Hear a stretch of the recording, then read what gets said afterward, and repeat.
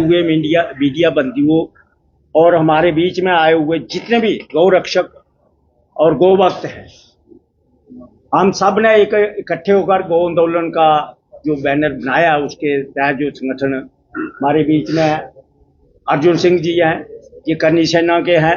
हमारे बीच में महंत जी हैं, अपने अपने विजय प्राशर जी हैं, जे महाराज साहब जो गुरु हैं, और प्रीतम शर्मा जी हैं, क्रांति दल के प्रधान हैं।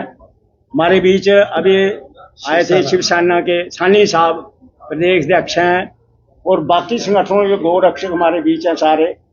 ये हमारे विक्रम महाजन हैं, हमारी मैडम जी हैं, ये सारे अपने डॉक्टर साहब हैं।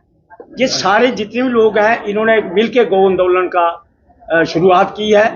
एक ही बैनर तले सब संगठन जितने भी गौ रक्षक हैं उसमें ये संघर्ष करेंगे। गौ माता को इंसाफ दिलाने के लिए 3 तारीख को हम सेक्रेटरीट मूव करेंगे, इंदिरा चौक में हम इकट्ठे होंगे। इसलिए सारे जितने भी गौ रक्षक हैं, जहाँ साधु समाज, संत महात्मा जितने भी हैं, हम उनको निमंत्रण देना चाहते हैं कि इस आंदोलन में भाग लेने के लिए जो समय निर्धारित किया गया है उसमें पहुंचे और इस आंदोलन को ताकत दें, ताकि सरकार की नींद जागे और सरकार जो गौ माता के लिए जो कानून बनाना है वो असेंबली के अंदर पास करे। हम प्रधानमंत्री जी से भी निवेदन करना चाहते हैं कि जो हमारी 1 साल से मूवमेंट कलगी ने जो बीड़ा उठाया था, संघर्ष किया, धरना दिया, मेमोरेंडम दिए, लेकिन सरकारें जो है टस की मस नहीं है। जहां तक कि हमारे चुने हुए नुमाइंदे जो जम्मू प्रोविंस के हैं, खासकर जिन्होंने सनातन का बोर्ड लिया, सनातनी लोगों का बोर्ड दिया, उनको उम्मीद थी कि ये गौ माता के लिए कुछ ना कुछ वहां मुद्दा उठाएंगे और ये कानून बनाएंगे। लेकिन आज दिन तक सिर्फ अपनी जो सैलरियां बढ़वाने के और जो और काम है वही होते रहे और असेंबली का टाइम ही वेस्ट हुआ है। हमें नहीं दिखा कोई जमीन लेवल पे कोई काम ऐसा मुद्दा उन्होंने उठाया है।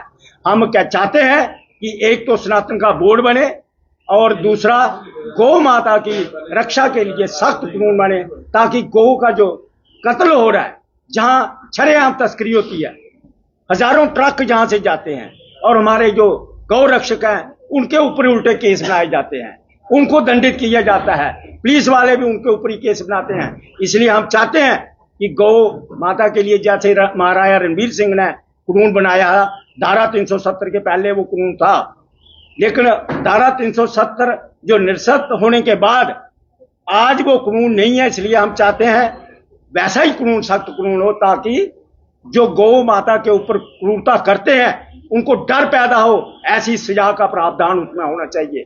जय गौ माता की, जय भारत माता की। हमारे जो गुरु प्राशर जी हैं, ये थोड़ा विचार अपना रखेंगे इस आंदोलन के बारे में। गौ माता की जय, राष्ट्र माता की जय। करनाल जी ने बहुत अच्छा बताया है कि जो मूवमेंट कल्की की जो आंदोलन था वो अभी सब आंदोलनों, सब संस्थाओं का एक साझा रूप ले बैठी है। बिना नाम के एक ही नाम, मात्र गौ रक्षा आंदोलन। सब संस्थाओं ने, सब जितने भी मठाधीश है, स्थानदारी जितने भी हैं, सब ने इस बात की सराहना की है, प्रशंसा की है, और हम सब और के अनन्य संस्थाएं भी जो है इसके साथ जुट के आंदोलन में शामिल होंगे। आज गोपाष्टमी है, गोपाष्टमी की तो बहुत बहुत शुभकामनाएं हैं ही हैं, और आज के दिन हमें उन गौ भक्तों को भी याद करना चाहिए जो गौ की रक्षा करते करते उनकी मृत्यु होती है।